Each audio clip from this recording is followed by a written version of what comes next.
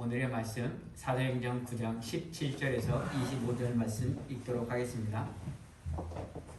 아나니아가 떠나 그 집에 들어가서 그에게 안수하여 가로되 형제 사울아, 주 곧 내가 오는 길에서 나타나시던 예수께서 나를 보내어 너로 다시 보게 하시고 성령으로 충만하게 하신다 하니 즉시 사울의 눈에서 비늘 같은 것이 벗어져 다시 보게 된지라. 일어나 세례를 받고 음식을 먹음에 강건하여 지니라. 사울이 다메섹에 있는 제자들과 함께 며칠 있을새 즉시로 각 회당에서 예수의 하나님 아들 되심을 전파하니 듣는 사람이 다 놀라 말하되 이 사람이 예루살렘에서 이 이름을 부른 자는 사람을 잔해하던 자가 아니냐.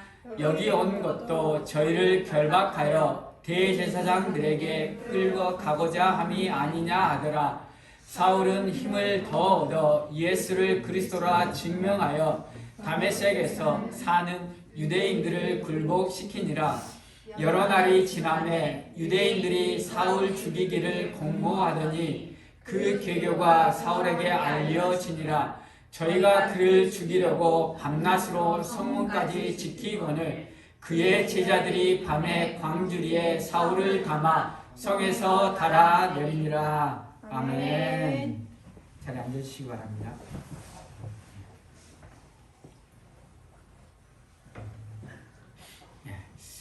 지난주가 브레이크여서 쉬는 날이어서 퀘벡을 갔다 왔습니다.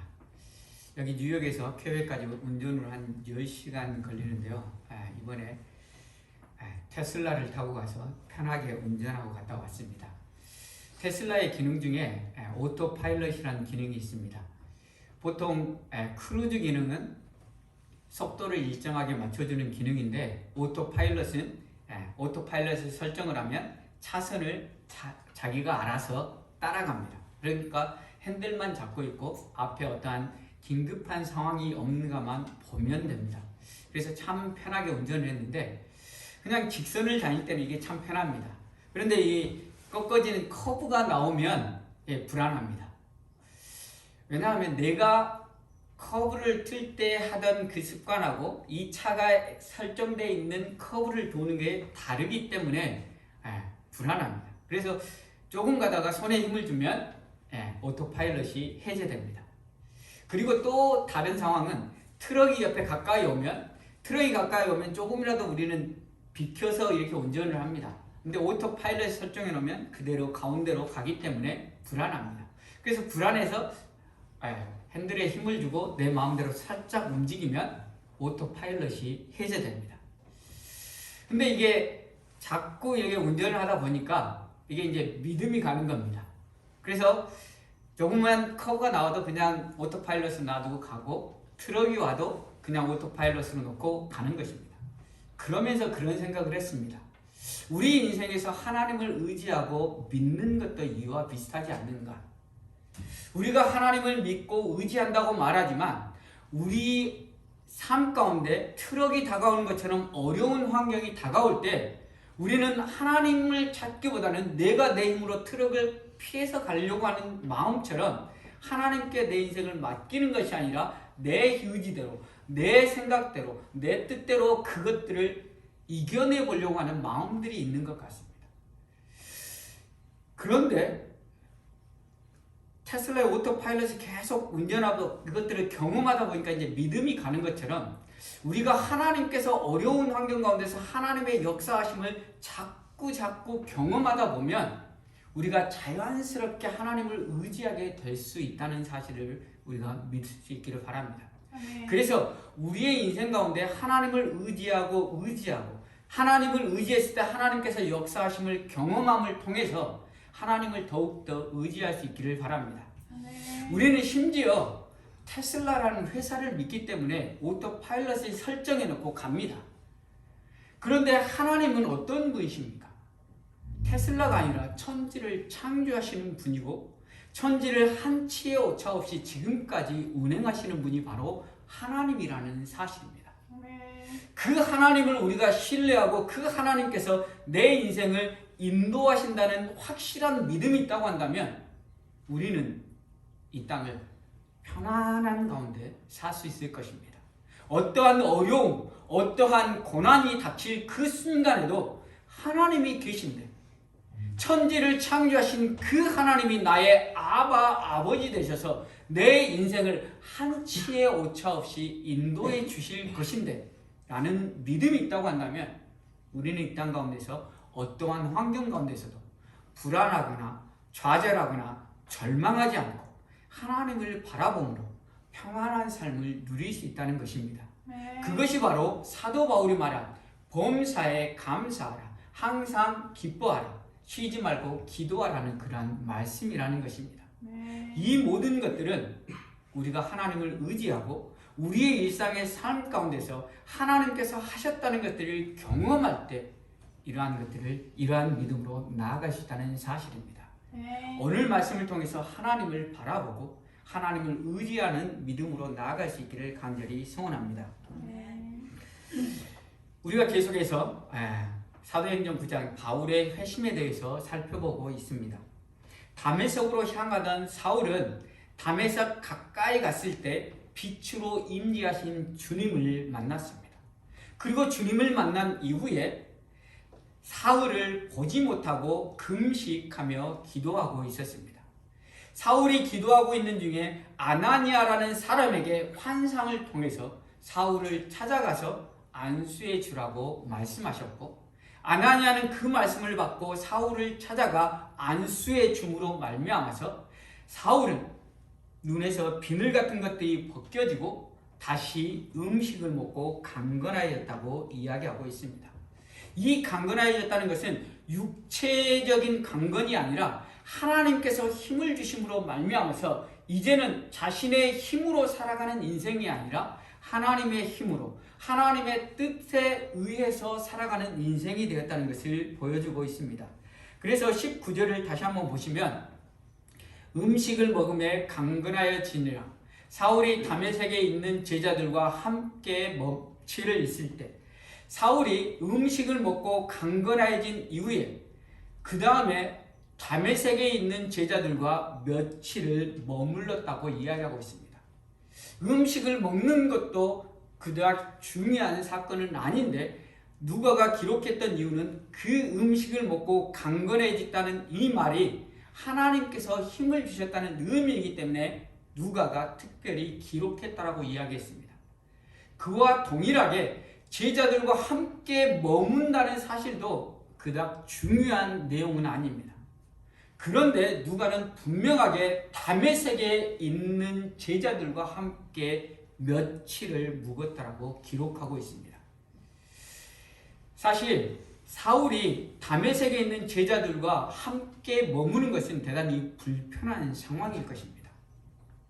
왜냐하면 사울은 어떤 사람이었습니까? 다메섹에 있는 제자들을 잡아서 끌고 예루살렘에 데려가려고 했던 사람이 사울입니다.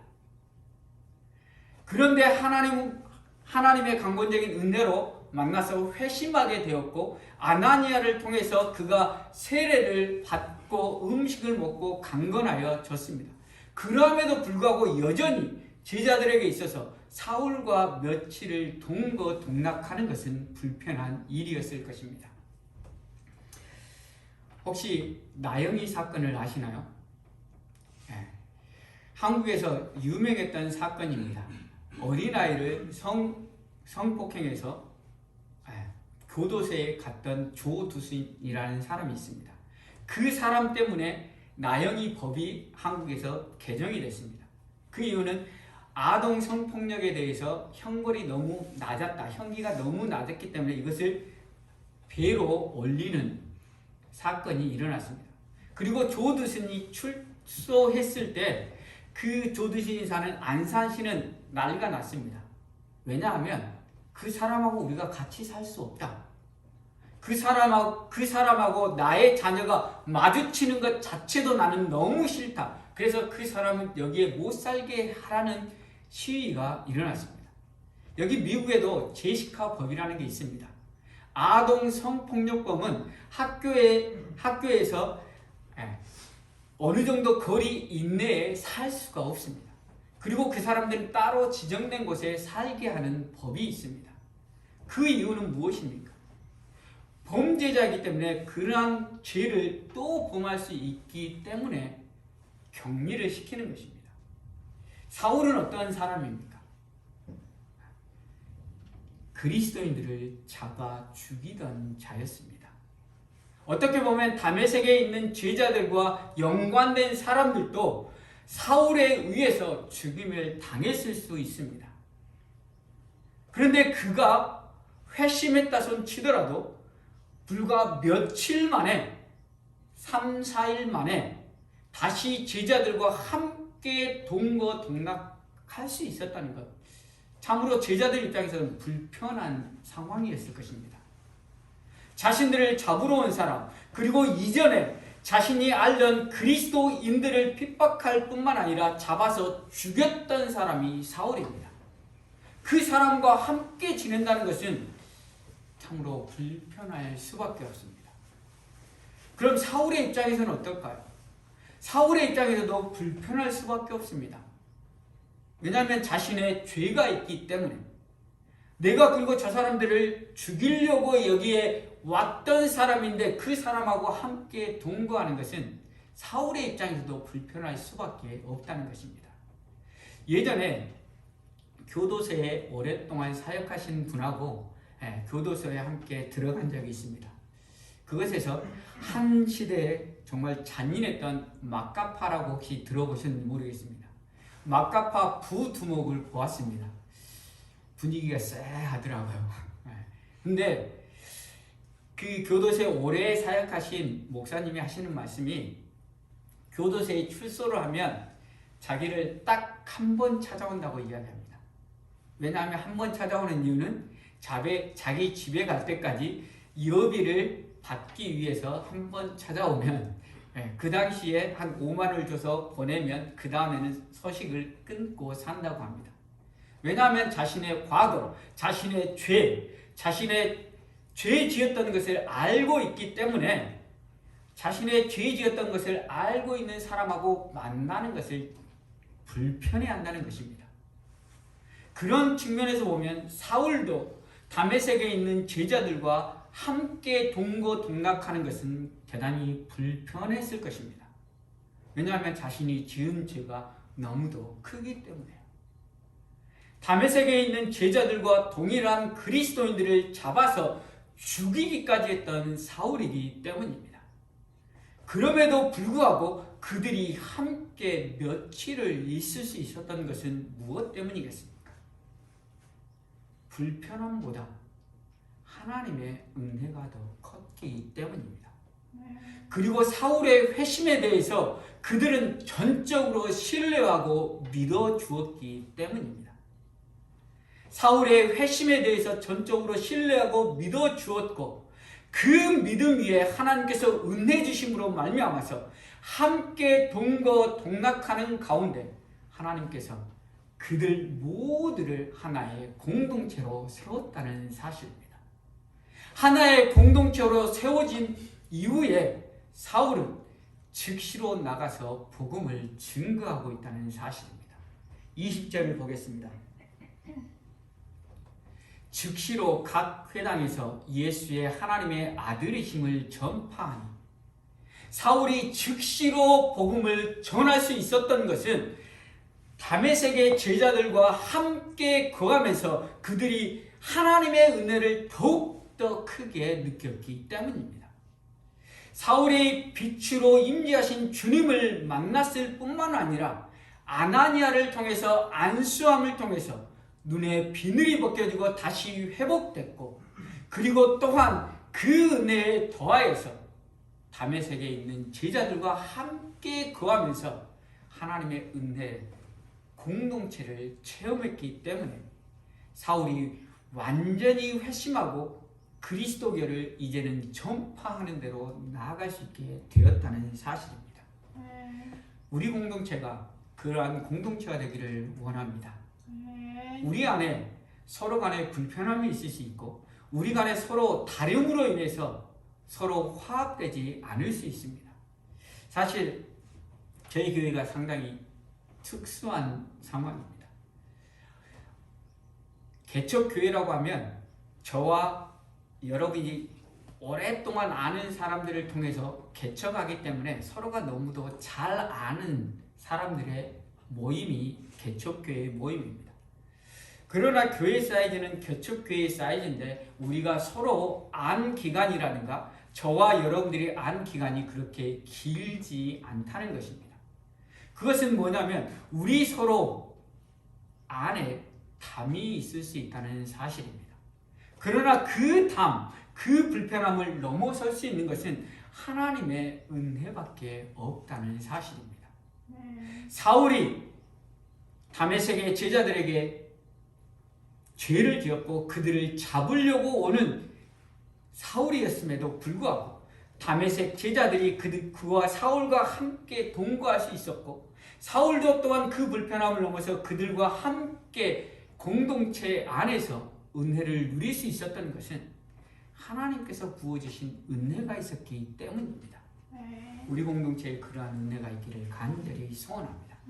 그래서 우리 마음의 불편함을 넘어서 하나님의 은혜로 온전히 하나 되는 교회로 나아갈 수 있기를 바랍니다. 그래서 우리가 온전히 하나 될 때 그 다음에 우리는 복음을 증거하는 대로 나아갈 수 있다는 사실을 기억할 수 있기를 바랍니다. 그래서 사울과 같이 다메섹의 제자들과 같이 불편함을 넘어서 하나님의 은혜로 우리가 서로 낮아지며 서로가 섬기는 우리 모두가 될 수 있기를 간절히 소원합니다. 그리고 나서 21절입니다. 듣는 사람이 다 놀라 말하되 이 사람이 예루살렘에서 이 이름을 부르는 사람을 잔해하던 자가 아니냐.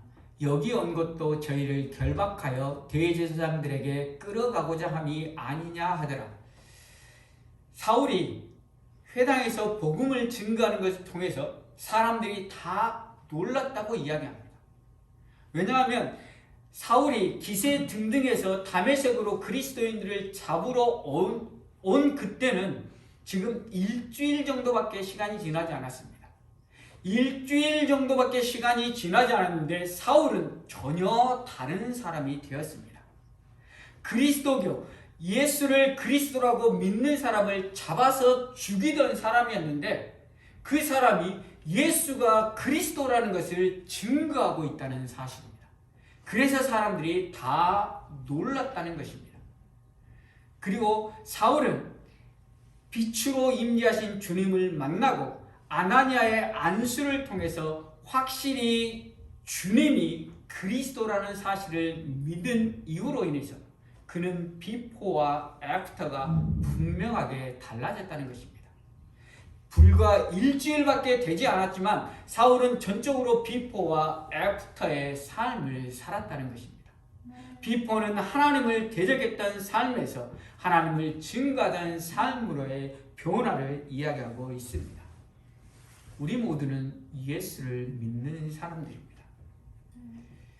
예수를 믿는다는 의미는 예수를 믿지 않던 삶과 믿은 이후의 삶, 비포와 애프터의 삶이 바뀌어야 한다는 것을 의미합니다. 모태신앙도 있을 것입니다. 모태신앙은 처음부터 믿었기 때문에 믿음이 언제부터 믿었는지 모르지만 본인이 주를 그리스도라고 고백하는 그 순간 이전과 이후의 삶으로 나뉠 수 있다는 것입니다. 비포와 애프터. 우리가 광고를 통해서 비포와 애프터를 많이 봅니다. 비만 광고를 보면 비포와 애프터 사진을 보여줍니다. 비포는 엄청 뚱뚱했던 사진이고 애프터는 날씬한 사진을 보여줍니다. 그리고 어떤 화장품 현전을 보면 비포는 막 얼굴에 막 주근깨라든가 이런 게 막 보이는데 애프터는 화장으로 다 가려서 깨끗합니다. 성형수술에서는 비포와 애프터 보면 코가 납작했는데 코를 세우고 눈이 외꺼풀이었는데 쌍꺼풀로 만드는 이게 보기에 아름답지 않아 보이니 저는 성형수술하는 걸 별로 좋아하지 않기 때문에 모르겠지만 아무튼 성형수술하기 전과 성형수술한 다음의 사진을 보여줍니다.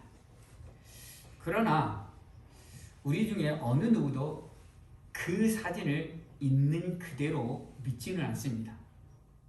왜 믿지 않습니까? 내가 모르기 때문에. 사진이 조작될 수도 있고 딱 한 케이스만 그렇게 했을 수도 있다고 생각되기 때문에 믿지 않습니다. 그러나 우리가 믿을 때가 있습니다. 어떨 때 믿습니까? 어느 사람이 그 방법으로 다이어트를 했다. 내가 아는 사람이 다이어트를 해서 살을 뺐다라고 하면 믿음이 확 갑니다. 그래서 너 어떻게 살을 뺐니? 라고 물어보고 그 방법대로 한번 시도를 해봅니다. 이처럼 비포와 애프터가 분명히 내가 아는 사람, 내가 신뢰할 수 있는 사람의 비포와 애프터가 있다고 한다면 우리는 그것을 신뢰하게 되는 것입니다. 사울이 예수 그리스도를 만나고 나서 비포와 애프터의 삶이 분명히 달라졌기 때문에 그가 복음을 증거할 때 그 복음에 능력이 있었습니다. 22절을 보시면 사울은 힘을 더 얻어 예수를 그리스도라 증명하여 다메섹에 사는 유대인들을 굴복시키니라. 사울의 비포의 삶에 대해서 너무나 잘 알고 있었던 사람들, 그 사람들이 사울이 예수가 그리스도라는 사실들을 증거할 때 그 애프터의 삶을, 변화된 삶을 알았기 때문에 다메섹에 있는 유대인들을 굴복시켰다. 여기서 굴복시켰다라는 번역이 약간, 굴복시켰다는 단어는 쉰케어라는 단어인데 이 단어는 굴복시켰다라는 의미보다는 혼동케 하다라는 의미입니다. 혼란스럽게 만들다라는 의미입니다. 이전에 자기와 동일하게 예수가 그리스도일 수 없다라고 생각했던 사람들을 혼동시켰다는 것입니다. 혼동시켰다는 것은 자기들의 예수가 그리스도일 수 없다는 유대교 사람들의 그 생각들에 틈을 만들 수 있었다는 것이고, 그로 인해서 나중에 살펴보겠지만 바울을 통해서 수많은 유대인들이 예수가 그리스도라고 고백하고 돌아오는 계기를 만들 수 있었다는 사실입니다. 그것은 사울의 비포와 애프터, 예수를 만나기 이전과 이후에 분명한 변화가 있었기 때문입니다. 예전에는 예수천당 불신 지옥만 외쳐도 전도가 되는 시절이 있었습니다. 그 시절에는 기독교가 잘 알려지지 않았었고 우리의 믿음의 선진들이 정말 그리스도인답게 사랑하며 섬기며 최선을 다한 삶을 살았기 때문에 교회에 다니는 사람 하면 믿어졌고, 그래서 예수천당 불신지옥이라고 외치기만 해도 복음이 전도되는 시대가 있었습니다. 그러나 지금 길거리에 나가서 예수천당 불신지옥 외쳐보면 그냥 공허한 울림을 넘어서 소음공이라고 말하며 핍박받기 일쑤일 것입니다. 왜 그렇게 되었습니까? 그 문제의 이유는 바로 교회인 우리와 교회가 너무도 이기적인 모습을 보여줬기 때문입니다.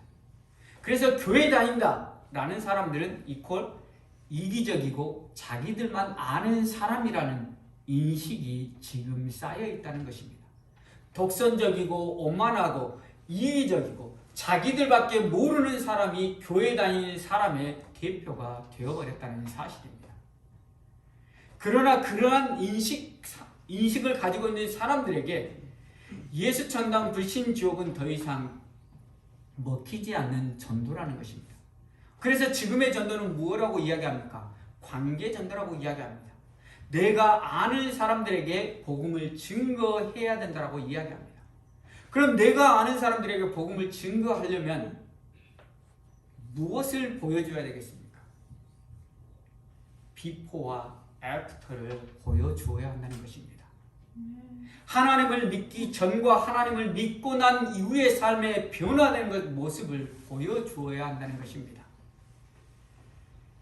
하나님을 믿기 전과 믿고 난 이후에 변화된 삶이라고 하면 믿고 복받고라는 것이 아니라 하나님을 믿기 전에는 내가 이기적이었지만 하나님을 믿기 전에는 내가 내 중심적으로 살았지만 하나님을 믿고 난 이후에는 하나님께서 원하시는 섬김의 삶, 겸손의 삶, 고난 가운데서도 기뻐하며 즐거워하며 그 고난들을 넉넉히 이겨나가는 모습들을 보여주는 것이 바로 애프터, 주님을 믿고 난 이후의 삶이라는 사실입니다. 우리의 삶 가운데 비포와 애프터의 삶이 없다고 한다면 하나님께서 우리에게 맡기신 사명, 땅끝까지 이르러 복음을 증거하라는 그 사명을 우리는 결코 감당할 수 없다는 것을 기억할 수 있기를 바랍니다. 그래서 우리의 삶 가운데 비포와 애프터의 삶이 있을 수 있기를 바랍니다. 그래서 사울처럼 비포와 애프터의 삶을 통해서 그가 이전에는 그리스도를 핍박하던 자였지만 이제는 예수가 그리스도임을 증명할 때 유대의 그리스도인들이 혼란에 빠지게 됐고 그 혼란에 빠졌던 사람들 중에 예수를 그리스도로 믿는 자들이 많이 생겨나게 되었다는 것입니다. 그것을 볼 수 있는 것이 바로 23절에서부터 25절의 말씀입니다. 여러 날이 지나매 유대인들이 사울 죽이기를 공모하더니 그 계교가 사울에게 알려지니라.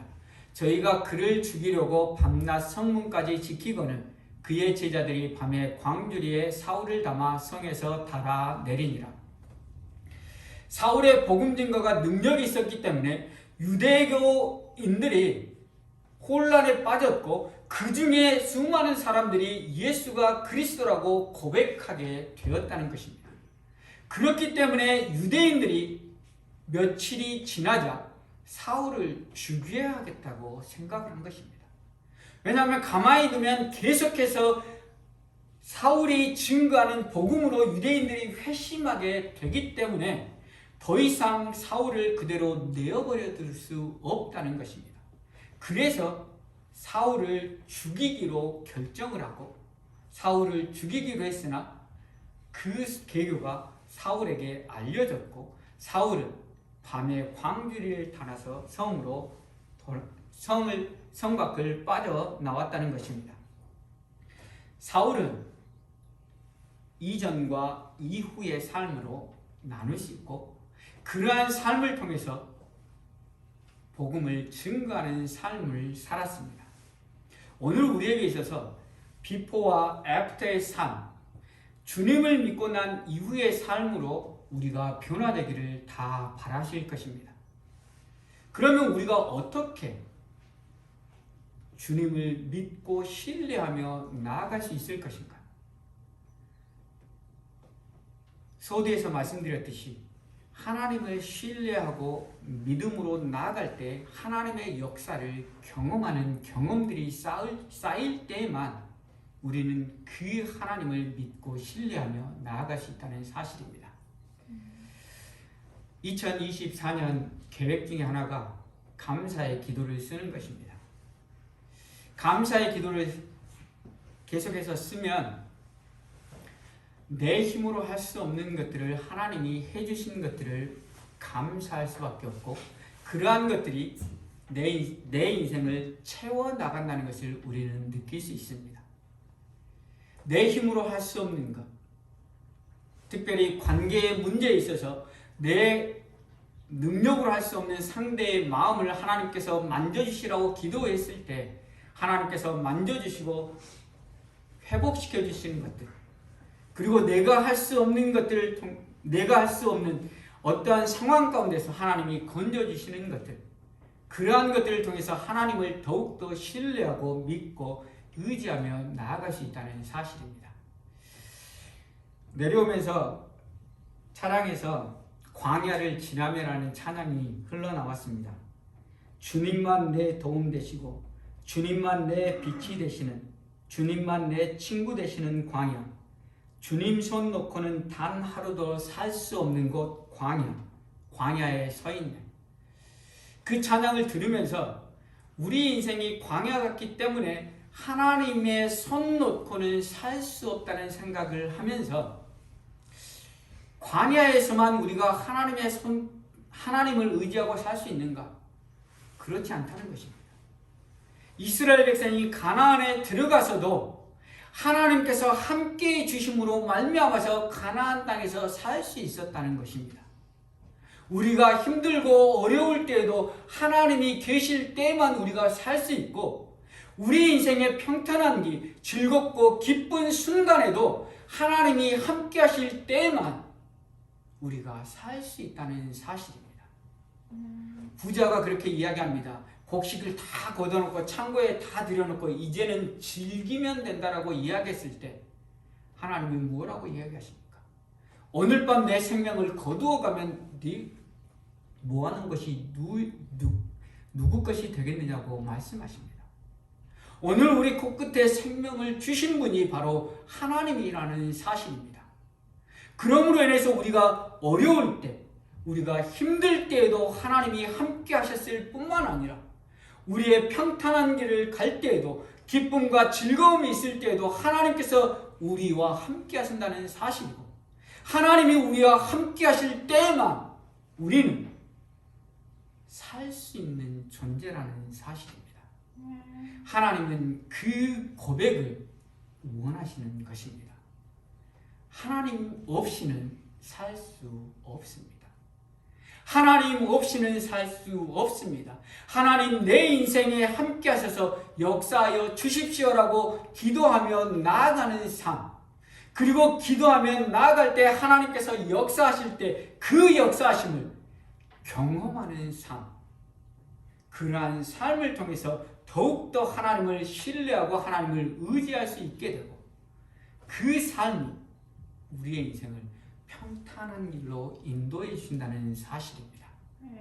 우리의 인생은 어느 누구도 평탄한 인생이라고 말할 수 있는 인생이 없습니다. 인생은 새옹지마, 좋은 일이 있으면 나쁜 일이 있고, 관계가 좋을 때가 있으면 틀어질 때가 있고, 내 기쁨이 있을 때가 있으면 슬픔이 있을 때가 있고, 돈이 있을 때가 있으면 없을 때가 있고, 인생은 오르락 내리락, 그것이 바로 인생이라고 말합니다. 그러나 그 인생의 오르락 내리락 가운데서 우리가 하나님을 신뢰할 때 인생의 밑바닥에서도 하나님의 함께 하심으로 인해서 절망하고 좌절하지 않고, 주께서 나와 함께 하십니다라는 고백 가지고 승리하며 나아갈 수 있을 것이고, 우리의 인생의 기쁨의 순간에도 하나님께서 나에게 기쁨을 주셨다라고 고백하며 감사하며 찬양하며 겸손하게 하나님을 찬양하며 나아갈 수 있을 것입니다. 사랑하는 성도 여러분, 하나님을 의지할 수 있기를 바랍니다. 하나님을 믿고 의지할 때 하나님께서 역사하십니다. 하나님께서 우리 인생에 한치의 오차 없이 인도하시고 붙드시는 분임을 고백할 수 있기를 바랍니다. 그러므로 인해서 우리의 일상의 삶 가운데서 하나님 도와주시고 내 인생의 주인 되셔서 나의 인생을 주님께 맡기기를 원합니다라고 나아가는 우리 모두가 될 수 있기를 바랍니다. 그렇게 나아갈 때 하나님께서 역사하시고 하나님의 능력을 경험할 수 있도록 은혜를 주실 것입니다. 우리가 찬양하고 기도하는 시간 갖도록 하겠습니다. 이 시간 말씀을 생각하며 우리가 함께 기도하는 시간 갖도록 하겠습니다. 주님은 그를 신뢰하고 믿고 의지하는 자에게 역사하시는 하나님이십니다. 우리가 주님을 신뢰하며 의지하기를 원합니다. 우리 인생을 한치의 오차 없이 인도하시는 주님께 우리의 인생을 맡기고 도와주시라고 간구하며 나아가기를 원합니다. 그때 하나님께서 역사하시고 그 역사를 우리가 경험함으로 인해서 우리의 믿음이 더욱더 하나님을 신뢰하는 믿음으로 나아갈 수 있음을 이 시간 고백하기를 원합니다. 주님 역사하여 주시옵소서. 주님 나의 인생을 붙들어 주시라고 이 시간 다 함께 기도하며 나아가도록 하겠습니다. 기도하시겠습니다. 하나님 아버지 감사합니다. 하나님 우리 인생을 한치 오차 없이 인도하시는 하나님의 그 놀라신 사랑을 나아가서 기억하며 이 시간 다시 한번 하나님을